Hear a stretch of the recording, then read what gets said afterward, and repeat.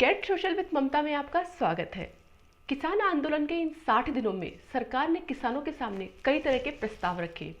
कृषि बिलों में संशोधन से लेकर के 1.5 वर्षों तक उनके अमल पर रोक का प्रस्ताव और यहाँ तक कि सरकार एमएसपी की गारंटी पर भी कानून बनाने को तैयार थी, जो कि मुमकिन नहीं है और यह मैंने अपने पिछले वीडियोस में बता दिया था।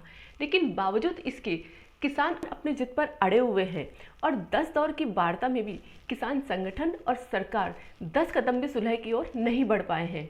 सरकार जब भी किसानों को सुलह के लिए और बातचीत के लिए आमंत्रित करती है, किसान संगठन यस और नो की तख्ती के साथ इन बिलों को वापस लेने की जिद पर अड़ जाते हैं, जबकि ऐसे गतिरोध बातचीत से ही हल हो सकते हैं। और अब जब पूरा देश गणतंत्र दिवस की तैयारियों में जुटा हुआ है और पूरी दुनिया की नज़र भारत के गौरव व उन्नति का प्रतीक समझी जाने वाली उन झांकियों पर रहती है जो राजपथ पर दिखाई जाती है, उसी दौरान ये किसान ट्रैक्टर रैली निकाल करके देश की राजधानी दिल्ली में शासन व्यवस्था को चुनौती देना चाहते हैं। और अगर इस ट्रैक्टर रैली की आड़ में पाकिस्तान और खालिस्तान समर्थक कुछ बड़ा खेल खेल जाए तो क्या इसकी जिम्मेदारी उन किसान संगठनों की होगी? दिल्ली पुलिस ने 13 जनवरी से 18 जनवरी तक एक जांच की और उसमें बताया गया कि कुछ अवांछनीय असामाजिक तत्व इस किसान आंदोलन को मोहरा बना करके भारत व उसके राष्ट्रीय पर्व को लहूलुहान करना चाहते हैं। राष्ट्रीय पर्व के मौके पर वैसे भी पाकिस्तान और आतंकवादी संगठन दिल्ली के आसपास कुछ अधिक ही सक्रिय हो जाते हैं और इस बार तो इस किसान आंदोलन ने उनको और भी उचित माहौल दे दिया है। दिल्ली पुलिस ने एक खुलासे में बताया है कि पाकिस्तान ने 308 फर्जी ट्विटर अकाउंट बनाए हैं और उनका उद्देश्य इस किसान आंदोलन के माध्यम से भारत में अराजकता व वैमनस्य फैलाना है। और इस खतरे को इग्नोर करते हुए ये इस किसान संगठन ट्रैक्टर रैली पर अड़े हुए हैं। आज इस वीडियो में हम यही चर्चा करेंगे कि ये जेन्युइन किसान जो फुट मसाज जैसी फैसिलिटीज भी अफोर्ड कर सकते हैं, क्या उनका ये आंदोलन किस हद तक सफल हो सकता है? पहला सवाल इस आंदोलन के लिए यही बनता है कि क्या यह आंदोलन सही उद्देश्यों व साफ नीयत के हिसाब से किया जा रहा है? नहीं, ऐसा बिल्कुल नहीं है। यह किसान आंदोलन सही उद्देश्यों और साफ नीयत से नहीं किया जा रहा है। अगर ऐसा होता तो ये किसान नेता हर प्रदेश और हर राज्य के किसानों के हितों को ध्यान में रखते हुए उन नए कृषि बिलों में संशोधन के साथ उनको समर्थन करते, क्योंकि कृषि के क्षेत्र में सुधारों की आवश्यकता हमेशा रही है, वरना ये गरीब किसान बदहाली की वजह से यूं ही आत्महत्या करते रहेंगे।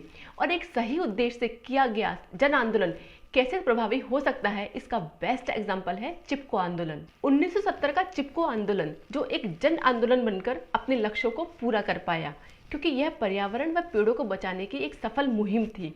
इस आंदोलन की नीयत सही व उद्देश्यपरक थी, इसलिए यह एक सफल आंदोलन साबित हुआ और इसके मद्देनजर कानून भी बनाए गए जिससे कि वनों को संरक्षण मिल सके। दूसरी तरफ एक किसान आंदोलन जो उस कानून को रद्द कराने पर तुले हुए हैं जिसको कि वो गरीब किसान उम्मीद से देखता है, जो अभी खेतों में काम कर रहा है। और इस आंदोलन करने वाले किसानों ने दिल्ली के बॉर्डर्स को यूं ब्लॉक कर रखा है, जबकि सरकार ने उनके लिए बुराड़ी में एक अच्छी खासी व्यवस्था की थी, लेकिन उन्होंने उस व्यवस्था को ठुकरा दिया है। दिल्ली के बॉर्डर्स यूं ब्लॉक करने की वजह से आम जनता के साथ साथ भारत की इकोनॉमी को भी काफी नुकसान हो रहा है। कोविड से डगमगाई हुई हमारी इकोनॉमी को अनुमानित रोज 3500 करोड़ का घाटा हो रहा है। इस किसान आंदोलन को सफल बनाने में एक प्रश्न यह भी है कि क्या ये आंदोलन पूरे देश के किसानों को रिप्रेजेंट करता है? नहीं, ये किसान आंदोलन सिर्फ देश के कुछ राज्यों के किसानों को ही रिप्रेजेंट करता है और बाकी के किसान इस बिलों के समर्थन में खड़े हैं। और विरोध करने वाले किसान संगठन भी किसी न किसी विपक्षी पार्टी के संबंधित है, इसलिए इस आंदोलन का भी राजनीतिकरण हो गया है। अगर इस किसान आंदोलन को पूरे देश के किसानों का समर्थन मिलता तो हो सकता था कि ये आंदोलन सफल हो जाता, लेकिन आपने 1857 के सैन्य विद्रोह के बारे में सुना होगा कि जिस तरह से वह सैन्य विद्रोह अपने उद्देश्यों को पूरा नहीं कर पाया था और हो सकता है किसान आंदोलन भी अपने उन लक्ष्यों को पूरा न कर पाए। 1857 के इस सैनिक विद्रोह के असफल होने के कारणों में भी यही कारण नजर आता है कि यह सैनिक विद्रोह जन आंदोलन का रूप नहीं ले सका था। उसी तरह से यह किसान आंदोलन सिर्फ पिज्जा खाने वाले किसानों का ही आंदोलन बनकर रह गया है। देश के अन्य राज्यों के किसान एक दिन भी अपने खेतों को और अपनी फसल को छोड़ के इस किसान आंदोलन में नहीं आए हैं, क्योंकि वे जानते हैं कि ये नए कृषि बिल उनके लिए खुशहाली लेकर आने वाले हैं।